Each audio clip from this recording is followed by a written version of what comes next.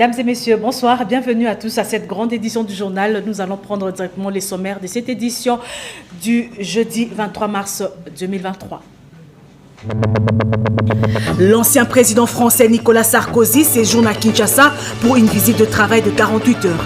Il a été reçu hier par le président de la République, Félix-Antoine Tshisekedi Tshilombo. Éliminatoire CAN Côte d'Ivoire 2023, les Léopards de la République démocratique du Congo apprêtent à sortir le griffe demain vendredi 24 mars au stade Kamalondo de Lumbashi face aux Mourabus Tunis de la Mauritanie pour la 3e journée de ces éliminatoires.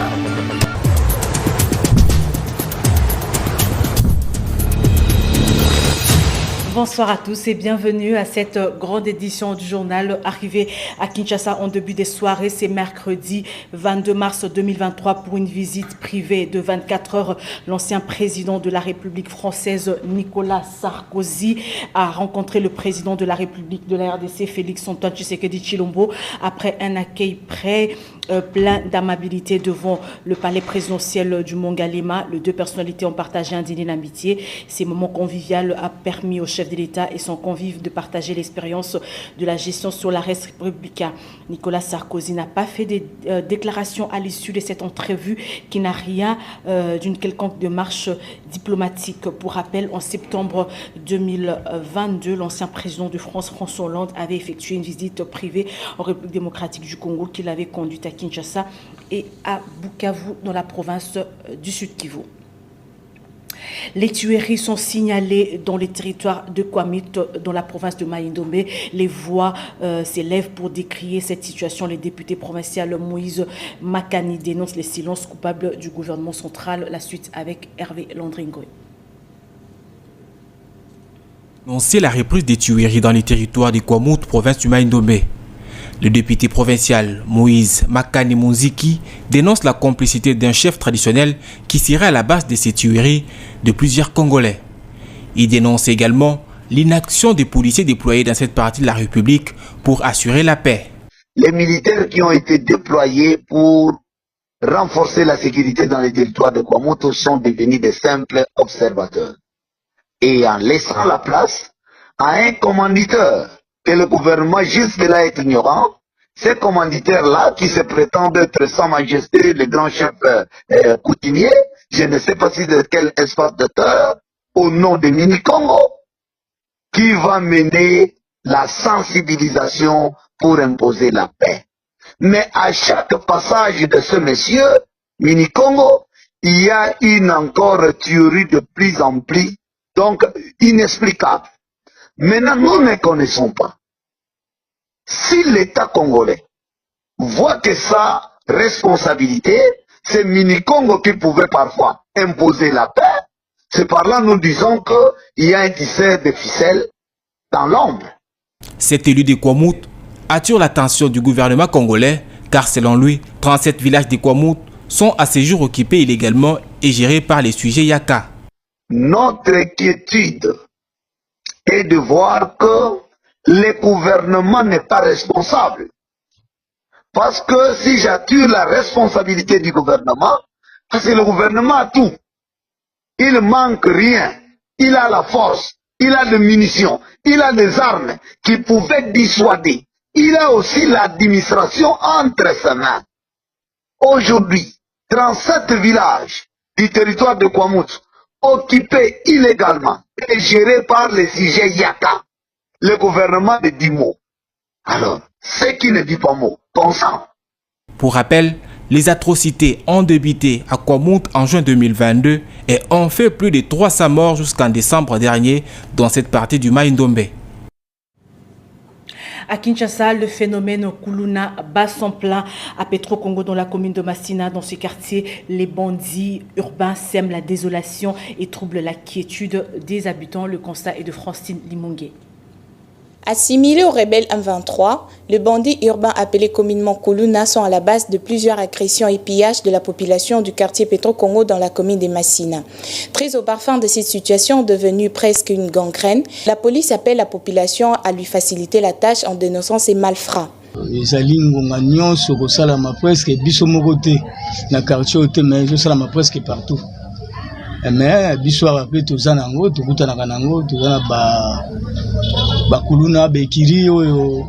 Le phénomène Koulouna a sévi partout dans la ville-province de Kinshasa, y compris le quartier Petro-Congo. Ces bandits sont comparables aux rebelles M23 qui sont dans le pillage et l'agression.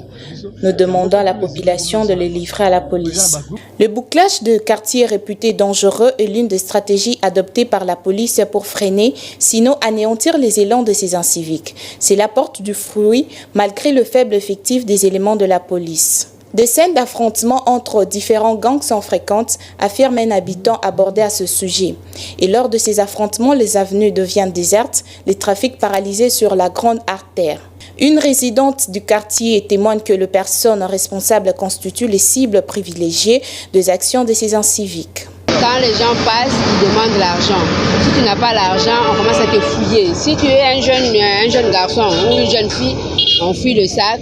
On fouille les poches, tout ce qui est là-bas, on prend et il court. Bon, si c'est un vieux papa ou une maman, ils adressent avec des machettes. L'actuel ministre provincial de l'Intérieur, Sécurité, Justice, Gratien Tsakala, a lancé la campagne Machette Nassi pour éradiquer ces fléaux qui a transformé plusieurs quartiers de la capitale en Far West. Une initiative saluée par les Quinois, mais qu'il faudra pérenniser.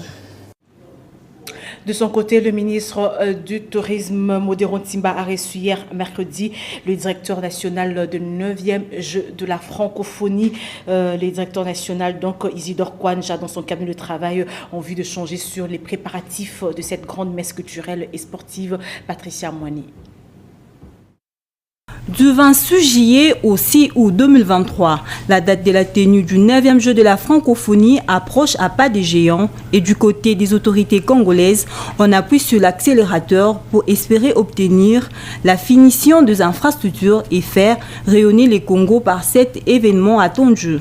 Mercredi 22 mars 2023, dans ses bureaux, le ministre congolais des Tourismes, Modéron Timba, a reçu en audience le directeur national de ce 9e jeu, Isidore Kwanja, pour évaluer les niveaux de préparatifs de ces grands rendez-vous. Notre pays organise le 9e jeu de la francophonie et cela implique que nous devons loger et nourrir toutes les délégations qui viennent.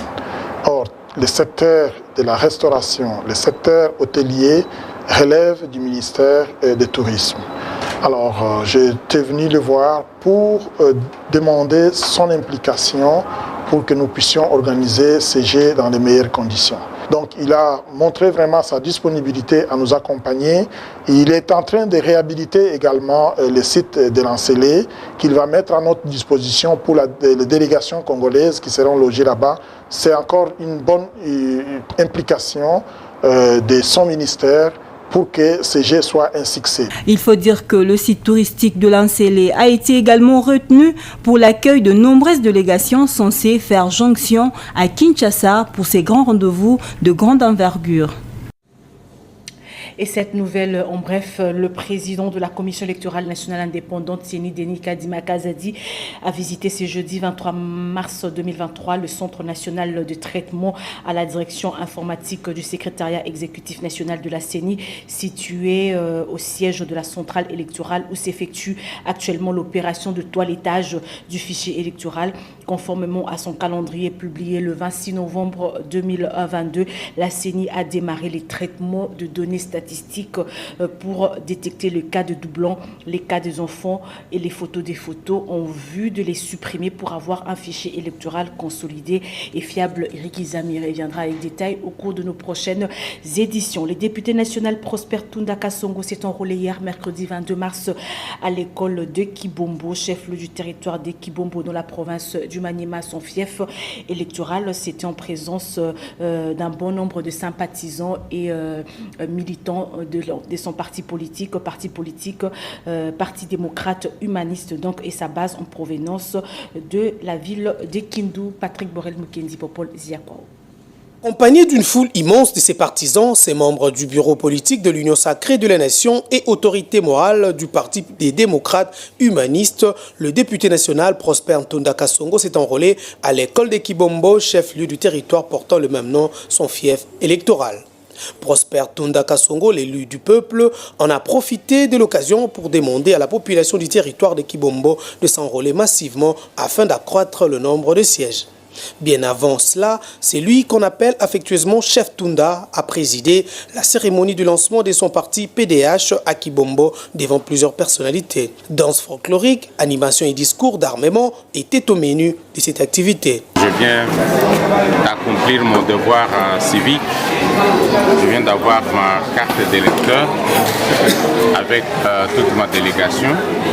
Et je suis aussi satisfait du fait qu'à Kibombo, les gens s'enrôlent massivement, malgré les difficultés techniques ainsi que l'insuffisance de centres d'enrôlement. Je continue à sensibiliser pour les 15 jours qu'on vient de nous ajouter et tous ceux qui n'ont pas encore obtenu leur carte d'électeur le fassent le plus rapidement possible pour que nous puissions avoir le nombre d'enrôlés.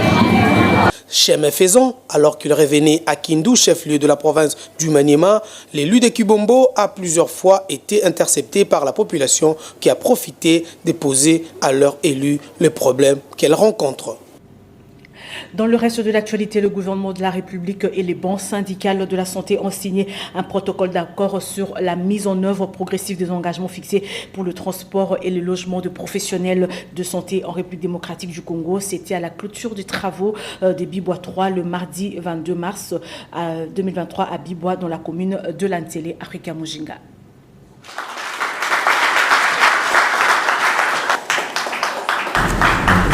Vaut mieux la fin d'une chose que son commencement, dit-on. Après 4 jours de discussions intenses entre les banques gouvernementales et l'intersyndicat du secteur de la santé de la République démocratique du Congo, ces deux parties ont clôturé avec succès le mercredi 22 mars 2023 aux alentours de 3 heures du matin à Bibois, dans la commune de Lancélé, les travaux de l'atelier de finalisation des négociations sur les avantages sociaux et programmation des actions entreprendre cette année pour le bien-être des médecins, infirmiers et autres professionnels de santé. Ces travaux ont été sanctionnés par la signature d'un protocole d'accord entre la commission interministérielle du gouvernement de la République et les bons syndicats du secteur de la santé, cela au nom de la paix sociale et de l'intérêt général de la nation. Cette cérémonie de clôture a été présidée par le vice-premier ministre, ministre de la fonction publique, modernisation, administration et innovation, Jean-Pierre Liao. Le gouvernement comprend vos problèmes et va travailler de manière volontariste pour essayer de les rencontrer, de les résoudre. Et c'est ensemble que nous allons avancer vers le progrès. Un motif de fierté pour le secrétaire général des syndicats nationaux de médecins. Le sentiment qui nous anime maintenant, là, il est 3 heures du matin, c'est plutôt un sentiment de responsabilité.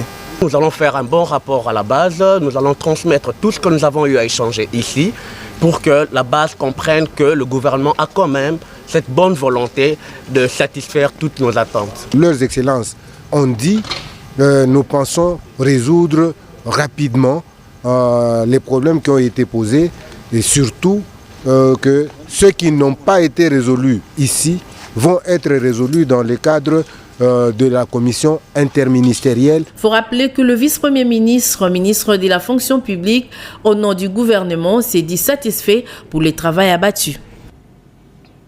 La première dame de la République, Denise Nyakero Tshisekedi, a pris part à l'atelier de professionnels de médias sur l'état des lieux de la situation des femmes des médias en Afrique francophone durant 2 jours à Pullman Hotel. Les participants ont réfléchi sur le harcèlement sexuel dans la sphère médiatique. Mettre en place une brigade anti-harcèlement est l'une des recommandations issues de ces travaux. Patricia Molengombo-Lekouni, Solange Kwale.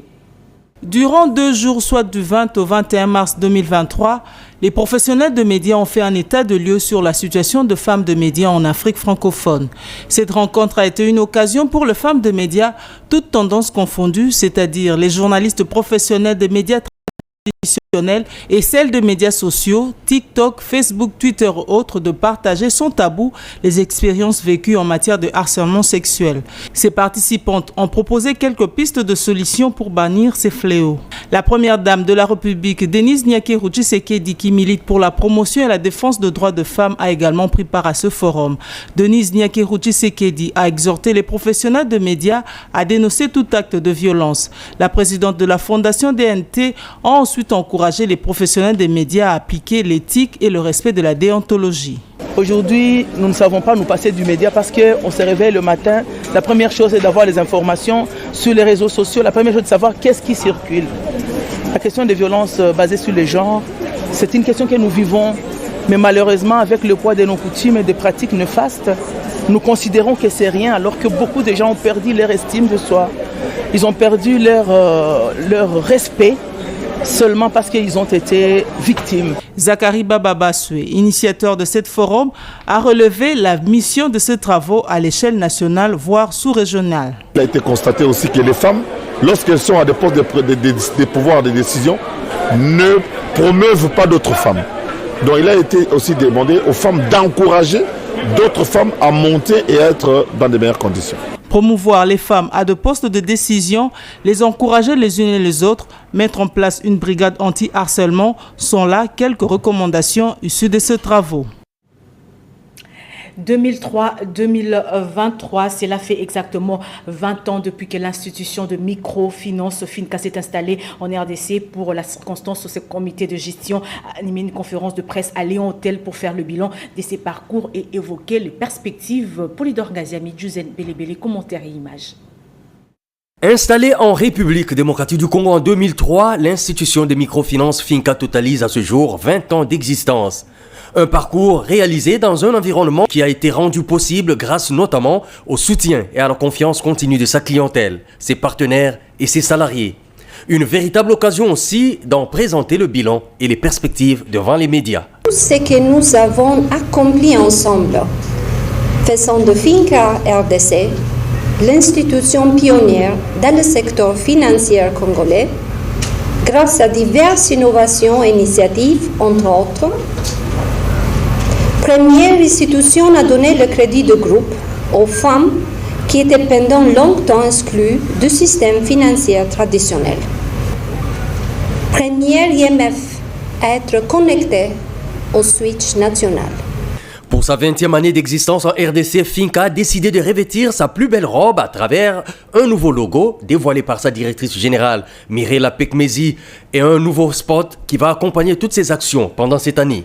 Construire l'avenir ensemble, dans le respect du genre, du client et des engagements, c'est cela les maîtres mots de Finca, dont le comité de gestion se démarque de par l'effectif des femmes qui en sont membres. Construire l'avenir, c'est aussi amener sa clientèle à respecter et à préserver l'environnement à travers son approche climat. Finca est pionnière de ce qu'on appelle l'intelligence finance-climat, que nous avons mis sur pied depuis l'année passée. Parce que d'aucuns se doutent que la question environnementale est avant tout une question économique. Au-delà des belles réalisations qui lui auront permis d'avoir à ce jour 350 000 clients et 23 agences à travers la République démocratique du Congo, dont 8 à Kinshasa, et d'être présent dans 11 provinces, Finca a des défis. Et parmi ceux-ci, celui des infrastructures qui ne lui permettent pas d'améliorer le taux d'inclusion financière et la réduction de la distance entre les acteurs du marché et les institutions financières, pour ne citer que ceux-là. Finca reste l'une des meilleures certifications au monde en termes de services rendus aux clients. Avec un taux d'intérêt parmi les plus compétitifs du marché, Finca a l'ambition de servir de plus en plus des clients, raison pour laquelle il se donne comme tâche de les accompagner dans le montage des business. L'humanité célèbre ce jeudi 23 mars 2023 la journée météorologique mondiale. À cette occasion, le ministre AI de Transport, Voies des Communications et des Désenclavements, Maître Marc Ekila Likombo, a rappelé les actions menées par le gouvernement de la République, des réformes ambitieuses dans le but d'améliorer et d'optimiser la surveillance du temps, des climats, de l'eau, de l'environnement en faisant des précisions hydrométéorologiques et climatologiques fiables. Mesdames et messieurs, très honorés membres de la communauté scientifique, Mes très chers compatriotes, c'est de gaieté de cœur que je vous adresse ce jeudi 23 mars 2023, un message dont l'objectif est d'attirer votre attention sur l'état de notre environnement, particulièrement dans ses liens avec la météorologie en tant que science qui étudie le phénomène atmosphérique. En République démocratique du Congo, la météorologie relève, en vertu de l'ordonnance numéro 22/003 du 7 janvier 2022 du ministère des Transports, Voies de Communication et de Désenclavement. En effet, chaque 23 mars de l'année, la communauté des nations commémore la journée météorologique mondiale, qui rappelle le 23 mars 1962, jour de l'entrée en vigueur de la Convention internationale portant création de l'Organisation météorologique mondiale, adoptée 10 ans auparavant, soit en 1952. C'est dire que 72 ans se sont écoulés depuis que la communauté internationale a créé cette organisation. La célébration de cette journée par la communauté météorologique s'est fait généralement à travers une réflexion destinée au public. Pour cette année 2023, elle a choisi les thèmes de réflexion suivants: l'avenir du temps, du climat et de l'eau d'une génération à l'autre. Soucieux du bien-être de sa population, le gouvernement de la République démocratique du Congo, dirigé par son Excellence M. Jean-Michel Sama Lukonde Kyenge, Premier ministre, chef du gouvernement, mène par le biais de l'Agence nationale de météorologie et de télédétection par satellite, METELSAT, des réformes ambitieuses dans le but d'améliorer et d'optimiser la surveillance du temps, du climat, de l'eau et de l'environnement, et c'est en fournissant des prévisions hydrométéorologiques et climatologiques fiables et en mettant en place un système d'alerte précoce pilote contre les inondations sur le bassin de Kalamu dans la province du Congo central. Ces efforts. Et Popol Ziakwa, lui, revient sur la célébration de la journée mondiale de l'eau qui a lieu le 22 mars de chaque année. À cet effet, il a rencontré le professeur Raphaël Chimanga de l'Université de Kinshasa qui a invité la population à changer de comportement. Il est important que les gens puissent changer. Il est important que les gens comprennent que l'eau douce que nous avons a une valeur économique qu'il faut promouvoir et doit être traité comme un bien économique. C'est que nous pouvons bien nous développer à partir de cette ressource en eau que nous sommes en train de gaspiller. Ailleurs, les gens sont en train de développer une technologie très chère pour pouvoir transformer, pour pouvoir désaliniser l'eau. Donc, prendre l'eau saline, la transformer, qu'elle devienne comme eau potable, utilisable pour le besoin humain. Nous avons déjà cette eau-là douce en abondance. Quand des journaux continuent à la polluer, à la dégrader, il est important que nous puissions changer nos comportements. Il y a des saisons. Par exemple, lorsque nous prenons le mois d'octobre, le mois de novembre, le mois de décembre, nous prenons encore le mois d'avril, le mois de mars, avril, mai. Nous savons que ce sont des périodes où nous avons le surplus d'eau. Alors, comment penser gérer le surplus d'eau? C'est cela que nous avons. Donc, à ce niveau-là, nous avons besoin des aménagements. Nous avons besoin des aménagements. Nous avons besoin de canaliser les surplus d'eau vers là où il y a pénurie. Et en sport, les sélectionneurs des Léopards de la RDC, Sébastien Desabres et son capitaine Chancel Mbemba étaient ce jeudi 23 mars 2023 pour répondre aux questions de journalistes dans la conférence de presse d'avant-match qui opposera ce vendredi 24 mars au stade tout-puissant Mazembe de Lubumbashi, la République démocratique du Congo à la Mauritanie en match de la 3e journée des éliminatoires de la Coupe d'Afrique de Nations CAN Côte d'Ivoire 2023. Patrick Borel Mukendiri Gomlopo. Face à la presse, jeudi 23 mars 2023 à Lubumbashi, dans le Haut-Katanga, dans la traditionnelle conférence d'avant-match RDC-Mauritanie, comptant pour la 3e journée éliminatoire de la Coupe d'Afrique des Nations Côte d'Ivoire 2023. Sébastien Desabre, sélectionneur des Léopards de l'Air de Congo, rassure. Je vais vous dire un mot parce que c'est bien de poser des questions sur le match de demain, c'est quand même le plus important. Maintenant, que ça soit Marcel Tisserand, que ça soit un autre, il y a beaucoup de joueurs qui auraient aimé être en sélection et qui ne le sont pas. Ce sont des choix sportifs. Voilà, chacun est libre de commenter et de dire ce qu'il veut. Voilà, nous on est concentrés sur le match de demain et voilà. Donc après, les choix des coachs, les choix sportifs, elles sont toujours discutables, mais il faut que chacun se reconcentre sur le plus important, c'est le soutien de l'équipe et pour le résultat, voilà, et que ce soit ce joueur Marcel Tisserand, je sais que même s'il n'est pas là, il soutient ses camarades et il soutient son équipe.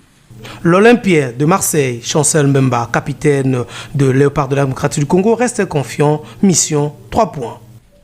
Lélo, chaque joueur, nous sommes conscients l'obéza final. Nous sommes très concentrés. Nous sommes soutien à tous les peuples congolais. Parce que nous sommes joueurs.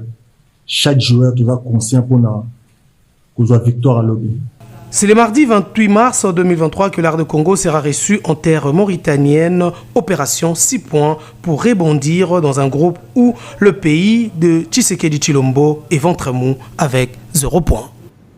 Et maintenant, nous allons prendre le condensé de l'actualité africaine et internationale avec la Voix de l'Amérique. Le Parlement éthiopien retire le TPLF, le Front de libération du peuple dit Tigré, de la liste des entités terroristes. La levée de la qualification terroriste ouvre la voie à la mise en place d'une administration intérimaire dans cette région du nord éthiopien dirigée par le TPLF. Amnesty International demande au chef de l'État ougandais Yoweri Museveni de rejeter une loi contre l'homosexualité adoptée par le Parlement mardi soir. La loi prévoit de lourdes peines pour les personnes se livrant à des actes homosexuels ou se revendiquant comme LGBTQ. Au Nigeria, Atiku Abubakar, candidat du principal parti d'opposition arrivé deuxième à la présidentielle du 25 février, a officiellement introduit un recours juridique contre la victoire de Bola Tinubu du parti au pouvoir. Peter Obi, arrivé troisième, a également saisi la justice pour contester sa défaite. Au Niger, l'armée affirme avoir tué la semaine dernière à la frontière avec le Nigeria une vingtaine de terroristes du groupe djihadiste Boko Haram. Elle ajoute avoir également capturé 83 autres combattants présumés qui ont été ensuite remis aux autorités nigérianes. Et puis, le Ramadan a débuté ce jeudi 23 mars, mois de jeûne, mois de prière, mois de consécration pour les résultats. Pour les musulmans, j'allais dire, cette période qui a commencé, donc c'est 22 mars, va jusqu'au 21 avril. Nous y reviendrons, mesdames et messieurs, c'en est fini. Pour ce journal, nous allons prendre les rappels des titres. L'ancien président français Nicolas Sarkozy séjourne à Kinshasa pour une visite de travail de 48 heures. Il a été reçu hier par le président de la République, Félix-Antoine Tshisekedi Tshilombo. Éliminatoire CAN Côte d'Ivoire 2023, les Léopards de la République démocratique du Congo apprêtent à sortir les griffes demain vendredi 24 mars au stade Kamalondo de Lubumbashi face au Mourabu Tunis de la Mauritanie pour la 3e journée de ces éliminatoires.